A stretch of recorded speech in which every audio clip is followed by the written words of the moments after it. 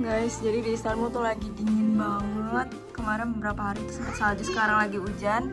Jadi kita mau masak sesuatu yang simple, comfort food, tapi tetap segar dan enak. Asen mau ikut bikin video nggak? Tidak.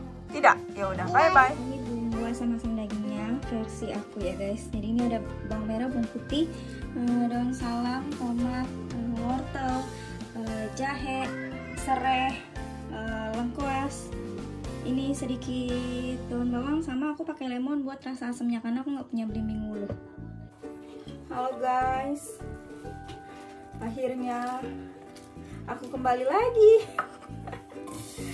setelah berapa bulan ya nggak upload video karena aku baru keluar doa guys, alias udah masuk TM2, udah mulai udah mulai enakan, udah mulai bisa masak. Alhamdulillah wa syukurillah. Alhamdulillah TM1 sudah terlewati. Sekarang aku masak asam-asam daging karena kayaknya enak banget. Sekarang suhunya 4 derajat guys, 4 derajat di Istanbul. Jadi aku pengen makan yang hangat-hangat terus segar-segar. Jadi ini harus banget kalian recook di rumah karena emang enak banget. Bumbunya juga simple. Salah masuk. Aku pakai lengkuas bubuk karena nggak punya lengkuas yang utuh. Jahe sedikit, juga bubuk, serai. Ini yang bikin enak guys. Terus kita tambahin air. Terus ini daging yang udah aku rebus setengah matang gitu buat ngeluarin kotorannya.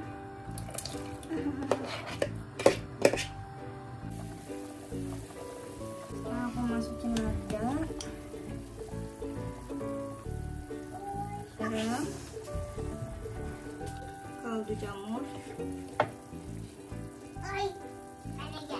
Guys, nanti kita makan sembari cerita-cerita ya. Ada yang mau ikut on kamera. On kameramu? Nanti kita makan bareng ya Onti. Saya masukin.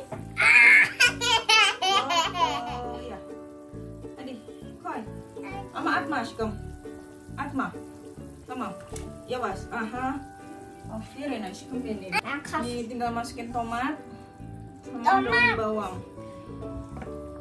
Harusnya pakai cabai karena Asen nanti makan juga, jadi nanti ada sambal, jadi makannya pakai sambal aja. Sekarang aku mau nyobain dulu.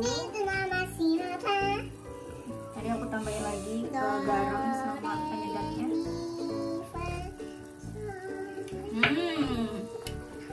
Kurang garam sedikit. Sama aku mau tambahin sedikit gula. Gini guys kalau masak sama cinceremen. Saya juga mau coba. Enak nggak? Enak. Sotai. Alhamdulillah udah matang. Tadi aku juga goreng tempe. Saya mau tempe. Tidak mau. Baba nggak ikut makan karena Baba masih kerja ya. Tidak. Baba kerja ya. Buat beliin Asen apa? Bilmiyorum. Araba. Anne ben araba sürer miyim? Ben çocuğum. Evet, Baba için, anne için, bebek için sonra. Herkes için. Anne uzun böyle araba istiyorum. Asen mau tempe nggak? Anne ben böyle araba istiyorum. Oh, buyuk araba. Allah Allah. Uzun araba. Panjang. Panjang katanya guys. Ngomong cucu araba. Binebilir. Emang nggak ada parkiran ya Sen? Hadi, Bismillah dulu. Bismillahirrahmanirrahim. Allahumma barik lana filma rozaqtana qina azabannar. Amin. Hadi ya guys. Selamat makan. Air. Tidak boleh tidak makan ya Onti. Nasi nanti tidak besar. Bilang dulu selamat makan Onti. Makan uncle, teman-teman. Asen nggak boleh gitu dong, Sen. Nggak boleh. Awas, Baba. Nggak usah. Aku Kalian harus coba deh. Harus coba deh. Ini asam-asam daging. Karena aku pertama kali juga dimasakin temanku. Pertama kali orang mana ya? Orang Jawa, tapi aku lupa Jawanya mana. Ternyata enak banget, segar. Terus dia bisa jadi suka sambal, guys. Guys, aku sebenarnya tuh punya utang cerita sama teman-teman Instagram. Cuma kayaknya ceritanya habis makan aja kali ya. Anita dan Baba Bella jalan-jalan. Jadi ceritanya tuh tentang keluarga kita Aku yang mau. kayaknya tuh kena ayen gitu.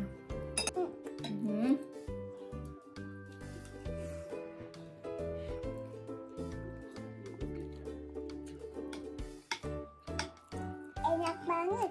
Enak banget. Tomatnya, ada tomat. Tomat. Asen lagi bikin video terus ya, video makan ya.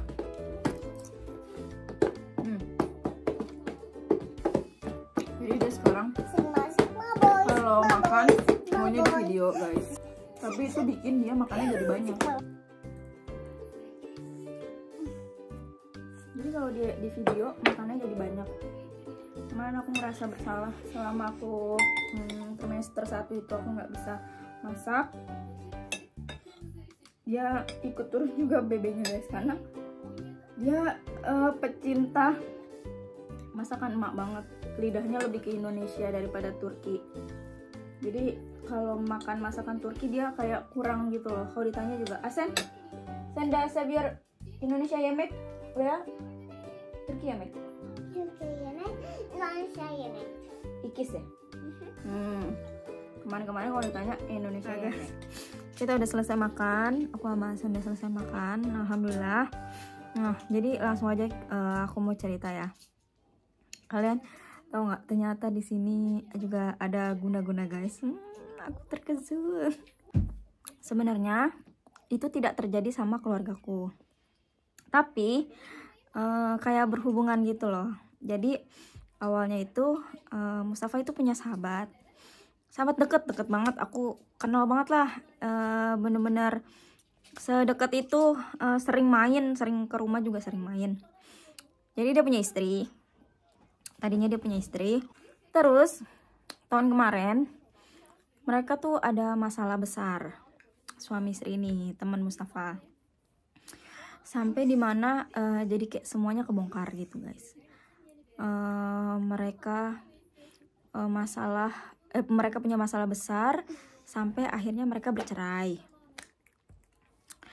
Aku sih nggak mau fokus sama masalah keluarganya mereka karena itu masalah keluarga orang ya. Jadi intinya mantan istrinya temannya Mustafa ini emang tabiatnya bisa dibilang nggak baik. Dimulai dari penyebab perceraian mereka, selingkuh sama beberapa laki-laki, dan suaminya baru tahu karena kalau ternyata selama ini dia diguna-guna. Kenapa dia tahu? Jadi pada suatu hari suaminya ini kayak pergi ke imam. Kalau di sini kiai, ustadz gitu dipanggilnya imam, guys. Pergi ke tempat imam, terus singkat cerita dia dikasih tahu sama imamnya, di rumah kamu di atas sini itu ada sesuatu yang dibuat oleh istrinya buat guna-guna suaminya. Gitu, guys, intinya. Jadi selama dia menikah itu dibikin nurut gitu segala macam. Padahal temannya Mustafa nih bisa dibilang orangnya nggak pernah macam-macam, guys. Orang baik lah. Aku tahu banget temannya ini orang baik. Nah, suatu hari juga temannya Mustafa yang lain, jadi mereka nih sahabatan bertiga. Yang satunya ini yang cerita tadi, yang satunya ini belum menikah. Jadi di antara bertiga ini satu yang belum menikah. Nah, yang satunya ini cerita dulu temennya yang cerai ini sempat ngomong ke temennya yang belum menikah cerita. Intinya mantan istrinya itu cemburu sama keluarga kita. Aku nggak tahu alasannya apa. Dia bilang, maksudnya itu terucap, nggak cuma yang menduga-duga, itu terucap dari mulut mantan istrinya ke suaminya. Jadi awalnya dulu baru menikah itu mereka nih pernah main ke rumah kita satu kali. Nah, biasanya tradisi orang Turki itu kalau diundang buat ke rumah, biasanya dia manggil lagi ke rumah, kayak ngundang kita ke rumah. Tapi ini nggak pernah guys, nggak pernah sama sekali. Nah, tiba-tiba si mantan istrinya tuh bilang ke suaminya, ke temennya Mustafa kayak gini, gue nggak suka sama Lilis sama Mustafa. Gue tuh cemburu ngelihat mereka. Mungkin dia ngelihatnya kita yang nggak tahu penyebab dia bisa ngomong kayak gitu. Intinya kayak gitu. Atau kita terlihat bahagia atau nggak pernah berantem. Ya wajar, nggak mungkin kita memperlihatkan kita berantem di sosial media atau dimanapun. Pantesan aku tuh beberapa kali kalau misalkan mau jalan-jalan sama Mustafa, suka ngomong ke Mustafa gini, ajak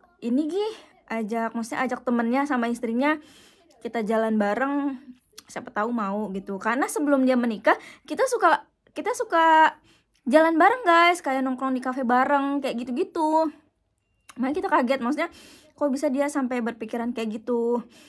Intinya dia cemburu ngelihat keluarga kita. Nah, kan kita langsung kayak flashback, pantesan ya, kan takutnya kenain kan. Kita langsung flashback, pantesan ya kayak rumah kita tuh setahun belakangan tuh kayak panas, hawanya tuh panas, kayak sering banget emosi gitu loh. Sering banget emosi. Aku sama Mustafa ribut terus lah, sampai aku mutusin buat aku nggak mau sering-sering upload story atau apapun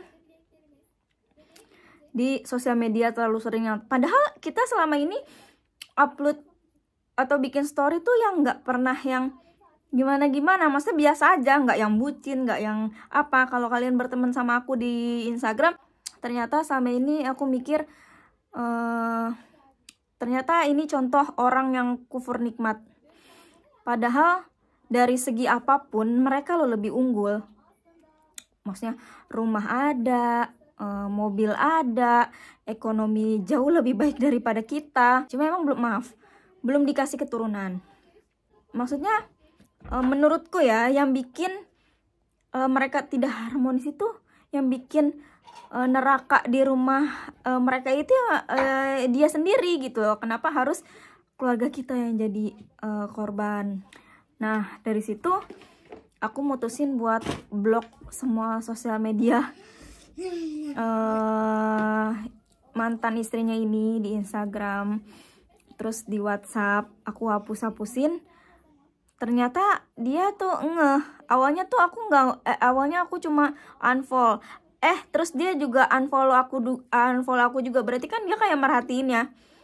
Terus abis itu aku blok, jadi biar dia sama sekali nggak ngelihat sosial media aku, biar mungkin hatinya lebih tenang kalau nggak lihat postingan kita. Karena Instagram aku kan nggak dikunci ya, jadi mungkin pelajaran juga buat aku dan buat teman-teman, agar kalau bisa jangan oversharing. Karena Ain itu bener-bener nyata. Aku tuh bener-bener sama Mustafa setahun belakangan itu kayak rumah tuh bener-bener kayak panas banget awalnya guys. Selalu emosi, aku emosian, Mustafa juga emosian. Sampai aku kasihan sama Asen kan. Sampai dia bilang ke neneknya, Ani sama Baba sering berantem kayak gitu guys. Tapi percaya nggak percaya, setelah mereka pisah, bukannya aku seneng ya, itu kayak sekarang alhamdulillah rumah kita lebih adem, aku sama Mustafa jadi jarang banget berantem. Makanya aku kenapa mungkin yang pertama sama Instagram aku jarang banget ngeposting tentang kebersamaan aku sama suami, karena aku takut guys. Karena bener-bener Ain itu nyata.